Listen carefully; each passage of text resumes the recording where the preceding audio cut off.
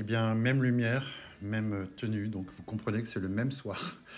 Donc je vais vous parler, alors là je vais m'adresser aux personnes qui elles sont pas à convaincre ou qui ont vécu déjà des histoires spirituelles fortes, qui, euh, qui sont sans doute au courant de la résonance de l'âme, vous voyez la vibration haute de l'âme, la vibration basse aussi de l'âme. Donc il y a des personnes qui sont incarnées ici-bas et qui disposent d'une âme qui a une vibration extrêmement élevée. Donc ce sont des gens qui sont capables de faire de choses magnifiques. Par contre, elles peuvent être bloquées par ce que j'ai vu en soins d'âme avec une personne que c'est la deuxième fois que je la rencontre cette année, un petit peu dans l'été et puis là depuis quelques temps. Et cet été, je lui avais déjà dit, voilà ce qu'on est en train de me dire sur vous. Elle habite aux États-Unis là pour quelques temps. Donc sautez, montez, prenez un avion, allez voir les Rocheuses parce que votre âme est très liée à la terre indienne. Donc elle m'a envoyé des photos récemment en me disant je pensais pas du tout y aller. Mais elle dit ça s'est fait extrêmement vite, vous avez raison. Et finalement je me suis retrouvé là-bas. Et elle a eu une expérience personnelle, donc je ne dirais pas qui elle est, ce qu'elle a vécu, mais elle m'a envoyé des photos. Donc moi, je lui ai dit dans le soin d'âme qu'on a eu récemment que finalement cette photo, ce qu'on me disait là-haut, c'est que on voit la puissance de son âme dans ses yeux, mais elle en doute parce qu'elle galère dans cette vie.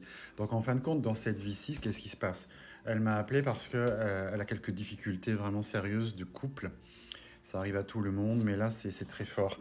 Donc, certaines d'entre vous aussi peuvent connaître ça, ou pourquoi pas au masculin et au féminin.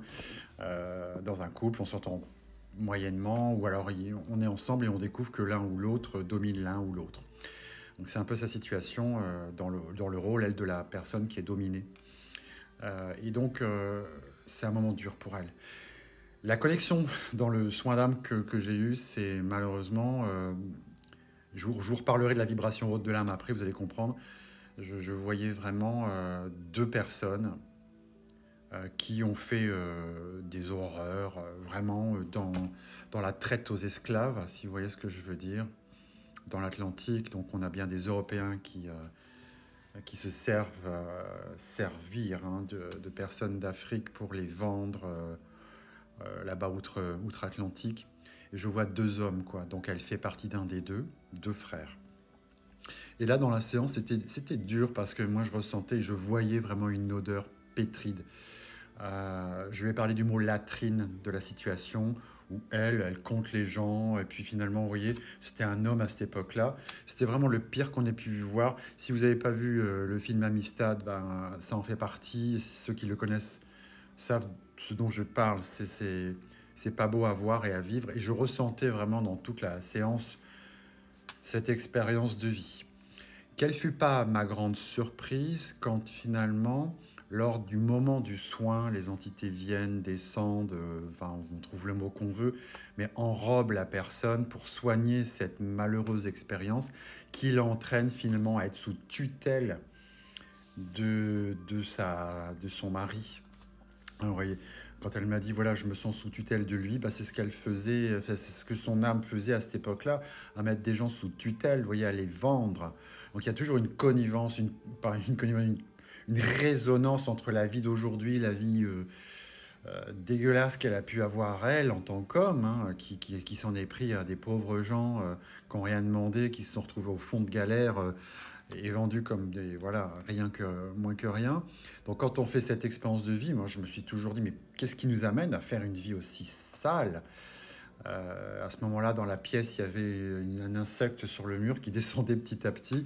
Et les punaises qu'on a en ce moment, non pas de lit, mais les punaises de l'extérieur qui rentrent mettre au chaud dans le changement de saison. Et puis quand on les écrase, ça sent pas bon d'ailleurs. Et je lui dis c'est marrant parce qu'à la fin du soin, la punaise est descendue jusqu'à une lampe, donc elle a fait tout le mur. Et la lampe, c'était marqué Love. C'est une lampe, c'est quand on l'allume, c'est écrit Love. Et je l'ai écrasé à ce moment-là, on était à la fin du soin. Donc ceci dit, je vous disais, donc comment se fait-il qu'on peut s'incarner pour une vie pareille? Est-ce que c'est les conséquences, les résultats d'une vie d'avant?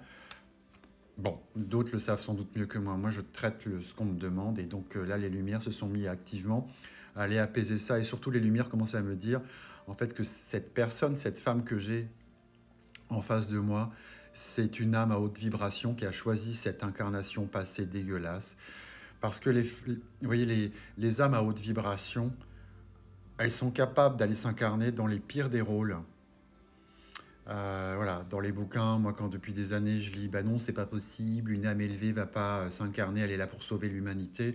Eh ben non, là, j'ai déjà vu ça plusieurs fois. Une âme qui a une vibration extrêmement élevée, elle est capable pour se sacrifier, et comprendre et ramener l'expérience là-haut, que ça serve dans la matrice, vous voyez. Elle est capable d'aller vivre une vie des plus horribles pour voir jusqu'où peut aller l'être humain. Vous voyez.